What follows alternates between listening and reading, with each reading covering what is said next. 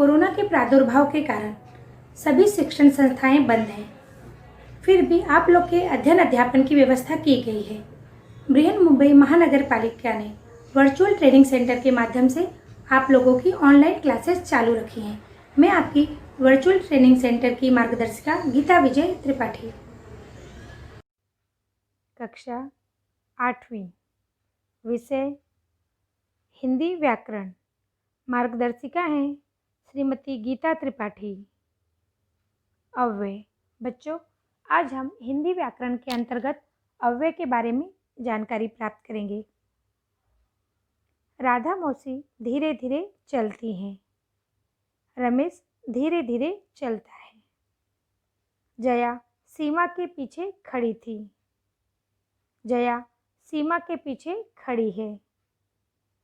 पुस्तक अलमारी के भीतर रखी है। पुस्तकें अलमारी के भीतर रखी हैं। मैं कल बाजार जाऊंगी। तुम कल बाजार जाना। बच्चों, यहाँ पर आप लोगों को 8 वाक्य दिखाई दे रहे हैं जो कि दो दो के समूह में बांटे गए हैं। तो पहले 2 वाक्यों पे अगर आप ध्यान देंगे तो आप पाएंगे इन वाक्यों में लिंग भेद है, स्त्री और पुरुष लिंग भेद है। जैसे राधा मौसी, इन भेद के कारण यहाँ पर आपको क्रिया में भी भिन्नता दिखाई दे रही है।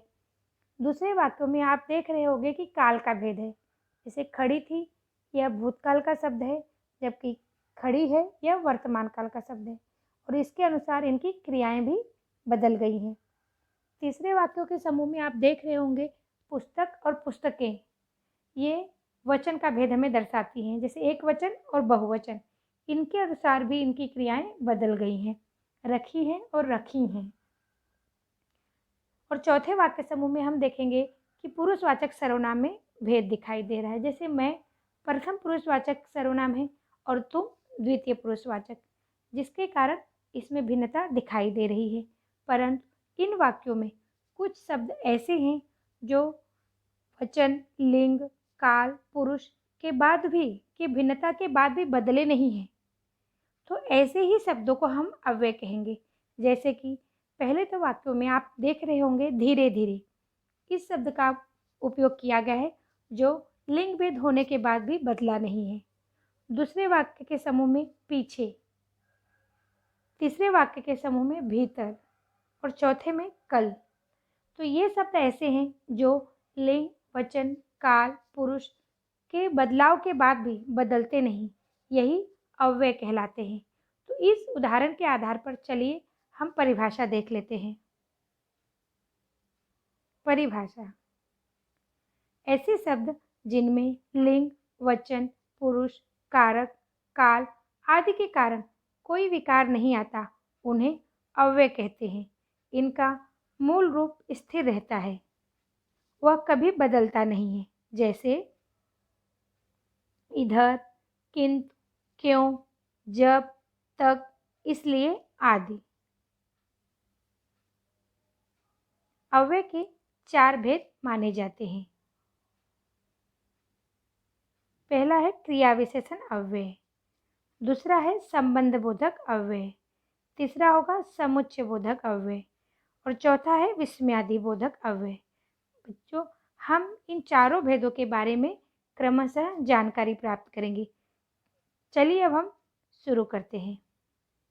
बेटा जल्दी जाओ। वह धीरे धीरे चलता है। मेरे घर अखबार रोज आता है।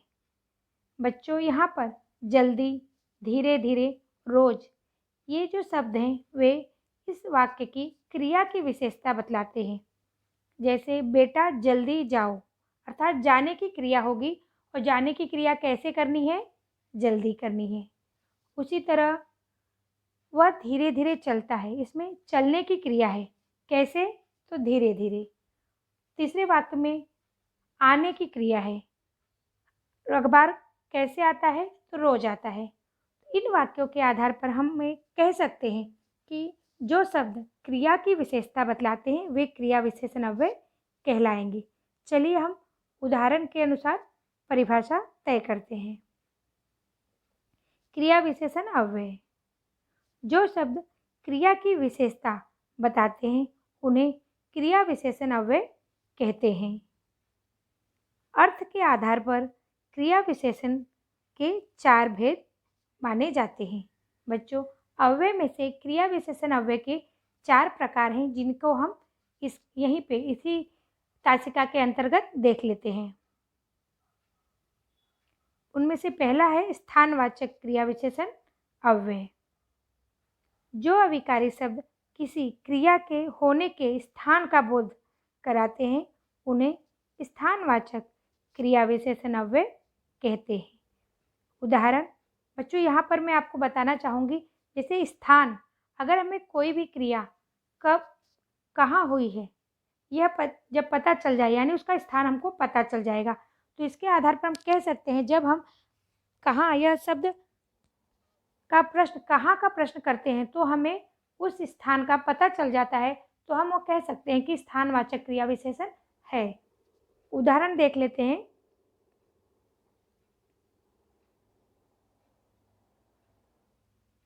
यहाँ, वहाँ, भीतर, बाहर, इधर, उधर, दाएं, बाएं, ये सारे शब्द हैं, क्रिया के स्थान का हमें बोध कराते हैं। दूसरे प्रकार में आएगा कालवाचक क्रिया विशेषण अव्यय।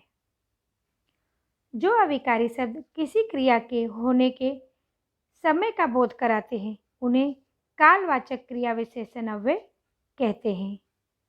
उदाहरण आजकल, अभी, तुरंत, रात भर, दिन भर, आज, कल, नित्य, हर बार, कई बार, प्रतिदिन।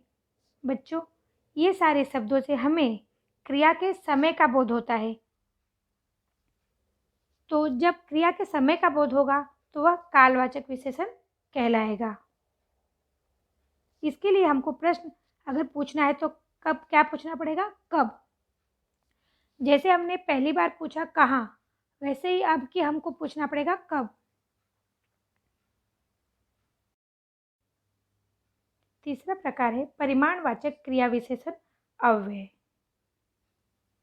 जो अविकारी शब्द किसी क्रिया के परिमाण या निश्चित संख्या का बोध कराते हैं, उन्हें परिमाणवाचक क्रिया विशेषण अव्यय कहते हैं। उदाहरण है बहुत, खूब, अत्यंत, अति, जरा, थोड़ा, किंचित, कुछ, बस, यथेष्ट, काफ़ी, ठीक, कम, अधिक, इतना, उतना, बारी बारी, तिल तिल, थोड़ा थोड़ा। बच्चों, इन शब्दों से हमें क्रिया के परिमाण का बोध होता है, तो ये शब्द परिमाणवाचक क्रिया विशेषण बन जाएंगे। तो इसके लिए हमको अगर प्रश्न पूछना है तो क्या करेंगे हम? कितना। अगर जैसे हमने कहाँ देख लिया, कब देख लिया, अब कितना। इन प्रश्नों के आधार पर हम क्रिया विशेषण को पहचान सकते हैं। चौथा भी प्रकार की तरफ चढ़ते हैं। चौथा प्रकार होगा रीतिवाचक क्रिया विशेषण अव्यय। जो शब्द किसी क्रिया के करने के तरीके या रीति का बोध कराए, वह रीतिवाचक क्रिया विशेषण कहलाते हैं। उदाहरण धीरे धीरे, जल्दी, रोज, अचानक, सचमुच, शायद, एकाएक, झटपट, फटाफट, ऐसे। इन शब्दों के द्वारा किसी भी क्रिया के तरीके का पता चलता है। तो इसके लिए हमको प्रश्न पूछना होगा कैसे। तो जो उत्तर मिलेगा वह हमारा क्रिया विशेषण अव्यय, रीतिवाचक क्रिया विशेषण अव्यय हो जाएगा। तो बच्चों, आप यहाँ पे ध्यान दिए होंगे कि हमको अगर क्रिया विशेषण अव्यय पहचानना है तो हमें प्रश्न कब, कैसे, कितना, ये प्रश्न अगर हम पूछते हैं तो हमको क्रिया विशेषण अव्यय और उसके प्रकार का बोध हो जाता है। चलिए अब हम क्रिया विशेषण अव्यय के कुछ उदाहरण देख लेते हैं। क्रिया विशेषण अव्यय के उदाहरण: वह नित्य बगीचे में टहलता है, दिन भर वर्षा होती है, सुनील नीचे बैठा है, उधर मत जाओ, सीमा बहुत बोलती है, उतना बोलो जितना जरूरी हो, मोहन शीघ्रता से चला गया, जरा धीरे चलिए। बच्चों, ये क्रिया विशेषण अव्यय के कुछ उदाहरण हैं। चलिए अब हम अव्यय के दूसरे प्रकार की तरफ चलते हैं। मैं विद्यालय तक गया। मैंने घर के सामने फूलों के पौधे लगाए हैं। धन के बिना व्यवसाय चलाना कठिन है। बच्चों, आप यहाँ देख रहे होंगे कि लाल रंग के जो शब्द हैं वे संज्ञा या सर्वनाम के बाद आते हैं और पूरे वाक्य से उस संज्ञा या सर्वनाम का संबंध जोड़ते हैं। चूँकि संबंध जोड़ने का कार्य ये करते हैं और इनमें वाक्य बदलने के साथ भी बदल नहीं होता, ये अव्यय कहलाते हैं। तो इनका हम कह सकते हैं ये संबंध बोधक अव्यय हैं, क्योंकि ये वाक्य का संबंध वाक्य के संज्ञा या सर्वनाम से जोड़ते हैं। संबंध बोधक अव्यय, जो अव्यय शब्द किसी संज्ञा के बाद आकर उस संज्ञा का संबंध वाक्य के दूसरे शब्दों से दिखाते हैं, उन्हें संबंध बोधक अव्यय कहते हैं। जैसे अपेक्षा, सामान, बाहर, भीतर, पहले, आगे, पीछे, बदले, सहारे, आसपास, भरोसे, मात्र, पर्यंत, तक, सामने। ये सभी शब्द वाक्य में संज्ञा या सर्वनाम का संबंध पूरे वाक्य से जोड़ते हैं, इसीलिए इन्हें संबंध बोधक वाक्य कहेंगे। चलिए हम इनके उदाहरण देख लेते हैं। संबंध बोधक अव्यय के उदाहरण। मंदिर के पास मेरा घर है। विद्या के बिना मनुष्य पशु के समान है। छत के ऊपर राम खड़ा है। माया भोजन के बाद आएगी। विद्यालय के समीप मैदान है। तुम्हारे कारण मैं बाजार नहीं जा सकी। बच्चों, यहाँ पर पीले रंग में जो शब्द दिखाए गए हैं वे संबंध बोधक अव्यय के उदाहरण हैं, क्योंकि ये सब संज्ञा का दूसरे वाक्य के पूरे वाक्य के साथ दूसरे शब्दों के साथ संज्ञा का संबंध जोड़ रहे हैं, इसीलिए ये संबंध बोधक अव्यय कहलाते हैं। चलिए अब हम तीसरे प्रकार की तरफ चलते हैं। छुट्टी हुई और बच्चे भागने लगे। रमा बीमार है, इसीलिए वह नहीं आई। मैंने सारे काम निपटा लिए ताकि मैं बाजार जा सकूं।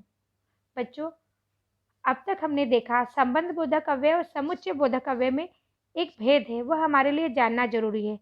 संबंध बोधक अव्यय एक ही वाक्य में संबंध जोड़ने का कार्य करता है, लेकिन समुच्चय बोधक ये दो शब्द या दो वाक्यों में संबंध जोड़ते हैं। ये इन दोनों में भेद है। जैसे यहाँ पर छुट्टी हुई, यह भी एक छोटा सा वाक्य है, और बच्चे भागने लगे, यह भी अपने आप में अर्थपूर्ण वाक्य है। इन दोनों वाक्यों को जोड़ने का काम और इस शब्द ने किया है। उसी तरह रमा बीमार है, यह भी एक छोटा वाक्य होगा, और वह नहीं आई, यह भी वाक्य ही है। इन दोनों वाक्यों को जोड़ने का कार्य इसलिए शब्द ने किया है। उसी तरह मैंने सारे काम निपटा लिए, ये भी वाक्य है, और मैं बाजार जा सकूं, ये भी वाक्य है। इन दोनों को जोड़ने का काम ताकि शब्द ने किया है। तो इस उदाहरण के आधार पर हम कह सकते हैं कि जो वाक्यों के को समुच्चय बनाने का कार्य, वाक्य, शब्द या वाक्यांश को जोड़कर समुच्चय बनाने का काम जो शब्द करते हैं उन्हें समुच्चय बोधक अव्यय कहेंगे।